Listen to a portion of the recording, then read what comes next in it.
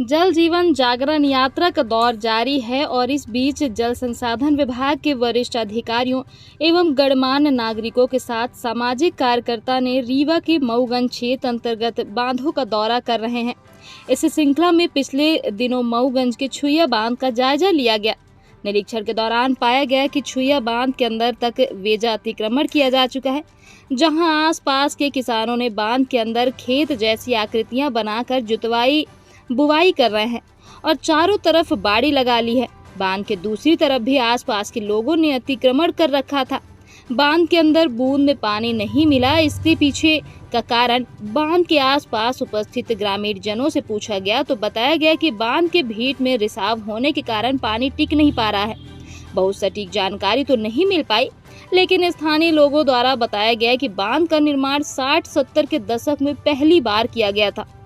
निर्माण होने के बाद बांध के रखरखाव में ध्यान नहीं दिया गया और कई बार मेंटेनेंस और रखरखाव के लिए आने वाली राशि जल संसाधन विभाग के कमीशन खोर अधिकारी ठेकेदारों से मिलकर हजम कर गए।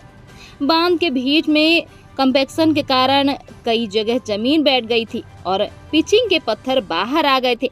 बांध के बाहर की तरफ लोंटिंग ड्यूनल और क्रॉस ड्रेन अभी भी स्पष्ट तौर पर देखी जा सकती थी, लेकिन सफाई नहीं की गई थी, जिसके विषय में उपस्थित रिटायर्ड चीफ इंजीनियर SBS परिहार ने बताया कि यह पुराने कार्य है जो निष्ठा और ईमानदारी के साथ किए गए थे, जिसमें अधिकारियों ने मापदंडों का पालन किया था। लेकिन समय के साथ अधिकारियों और शासन प्रशासन का चरित्र बदलता गया और अब वर्तमान में इतना व्यापक भ्रष्टाचार हो चुका है कि रख रखाव की तो छोड़िए, अधिकारी पूरे निर्माण कार्य की राशि हजम कर जाते हैं और निर्माण कार्य देखने को नहीं मिल रहे। छुइया बांध के नजदीक स्थित कुछ घरों में जब संपर्क किया गया तो नजदीक निवासी कमला प्रसाद साकेत ने बताया कि छुइया बांध का निर्माण काफी समय पहले हुआ था और इसके रखरखाव के लिए जल संसाधन विभाग ने ठेकेदार को काम दिया था, लेकिन थोड़ा बहुत खुदाई करने के बाद काम बंद कर दिया गया और पानी का रिसाव बंद नहीं हुआ। इस प्रकार मेंटेनेंस के लिए सरकार ने जो पैसा ठेकेदार को दिया उसको हजम कर लिया गया।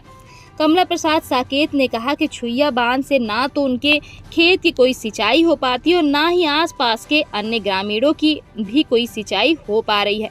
मऊगंज जनपद के पूर्व जनपद उपाध्यक्ष और बनपाडर ग्राम के निवासी पुण्य प्रताप पटेल ने बताया कि वह इस क्षेत्र के लिए काफी समय से काम कर रहे हैं। बांध से किसानों का कोनो फायदा बनपाडर गांव को नहीं है, बल्कि नुकसान है। नुकसान इसलिए है कि जो कोई गरीब ज़मीन बेचना चाहता है तो पूरी ज़मीन कमांड एरिया में दर्ज है, तो यहाँ का रजिस्ट्री खर्च भी ज़्यादा लगता है। इसका लाभ बांध से कुछ मिलता नहीं है, इसलिए इसके बांध की मरम्मत कायदे से करा दी जाए एक बार, तो जो कि किसानों को काफ़ी फ़ायदा मिलने लगे। ये चीज़ है।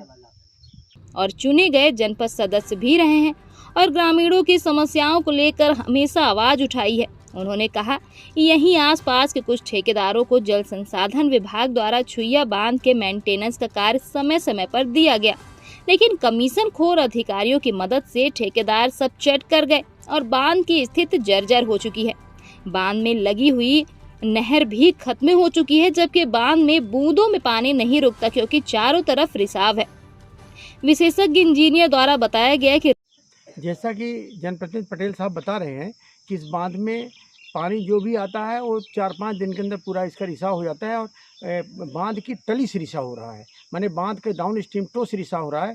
इसके माने कि इनका जो फाउंडेशन से पानी आ रहा है, पूरे बॉडी से रिसाव नहीं हो रहा है, नीचे से रिसाव हो रहा है। तो इनको इसके लिए तरीका ये है कि इनको आप स्टीम क्ले ब्लैंकेटिंग कर दें, कम से कम उसमें क्ले ब्लैंकेटिंग डिज़ाइन करके और क्ले ब्लैंकेटिंग कर देंगे तो उसमें रिसाव कम हो जाएगा। अथवा इन्होंने आप स्टीम में क्ले पटलिंग करें या बेंटोनाइट ग्राउटिंग कर दें, तो जो इस तरीके से सीपेज को रोकने के बहुत सारे सिस्टम हैं जिनमें कि हम इसको सीपेज को रोक करके और हम बांध की उपयोगिता बढ़ा सकते हैं। ये बहुत बड़ी प्रॉब्लम है, इतना पुराना डैम है और डैम से गांव के लोगों को लाभ है, इसलिए बेहतर ये होगा कि इसमें सीपेज को रोकने के लिए हम इसमें बेंटोनाइट ग्राउटिंग कर दें या क्ले ब्लैंकेटिंग कर दें या पटलिंग करके देखें कौन सा तरीका क्या होगा। इसका इन्वेस्टिगेशन करके इसके पानी के सीपेज को रोका जा सकता है। रिसाव को बंद करने के लिए अमूमन काली मिट्टी का छोप बांध की अंदर की दीवार और तलहटी में लगाया जाता है, जिसकी वजह से पानी का रिसाव नहीं होता है। लेकिन क्योंकि 60-70 के दशक का बना हुआ बांध के कई बार मेंटेनेंस की राशि चट कर ली गई, इसलिए आज बांध की हालत खस्ता हो चुकी है।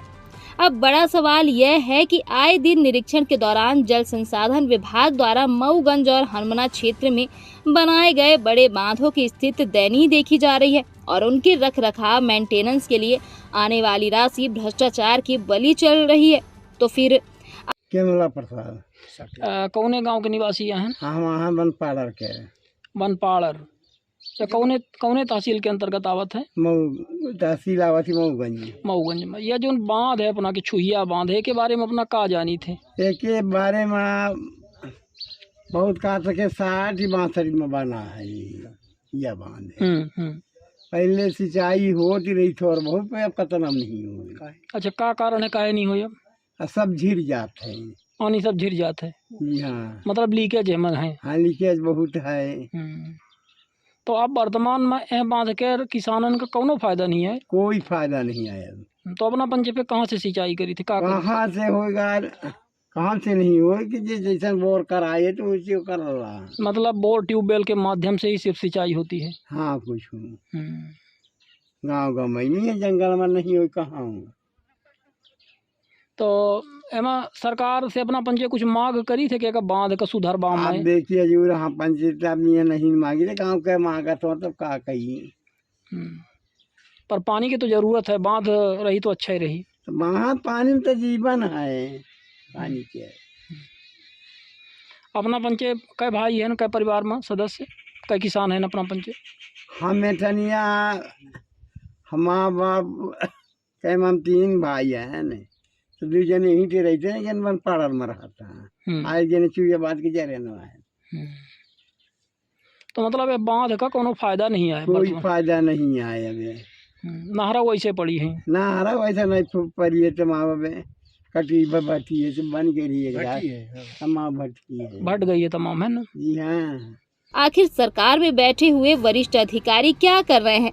इससे स्पष्ट तौर पर समझा जा सकता है कि इस पूरे व्यापक स्तर के भ्रष्टाचार में निचले से लेकर ऊंचे स्तर तक बैठे हुए वरिष्ठ अधिकारियों का भी हाथ है। तभी इतने व्यापक स्तर के भ्रष्टाचार होने के बावजूद भी कोई कार्रवाई नहीं की जा रही है। सामाजिक कार्यकर्ता शिवानंद द्विवेदी ने कहा कि जल संसाधन विभाग के द्वारा बनाए गए बांधों का वर्षा के पूर्व और बाद में अधिकारियों द्वारा निरीक्षण किए जाने का प्रावधान होता है कि आखिर देखा जाए कि वर्षा के पूर्व और बाद में बांधों की क्या स्थिति है, कहीं पानी के प्रेशर में कोई क्षति तो नहीं हुई है अथवा पानी का कोई रिसाव तो नहीं हुआ है। तो जाहिर है ऐसे में यदि बांध में पानी नहीं रुक पा रहा है तो इसकी जानकारी वरिष्ठ अधिकारियों को दिया जाकर निरीक्षण प्रतिवेदन सौंपा जाना चाहिए था। लेकिन जिस प्रकार से कई दशकों से बांध के अंदर रिसाव होने के कारण और साथ में बांध के अंदर के भाग में अतिक्रमण किए जाने के कारण यह जानकारी ऊपर वरिष्ठ अधिकारियों तक पहुंची अथवा नहीं पहुंची और फिर इस पर क्या कार्रवाई हुई, इन सब को लेकर बड़ा प्रश्न खड़ा होता है। इन सब से यही स्पष्ट होता है कि निश्चित तौर पर इस पूरे व्यापक स्तर के भ्रष्टाचार में कमीशन खोर वरिष्ठ अधिकारियों की भी सहभागिता है।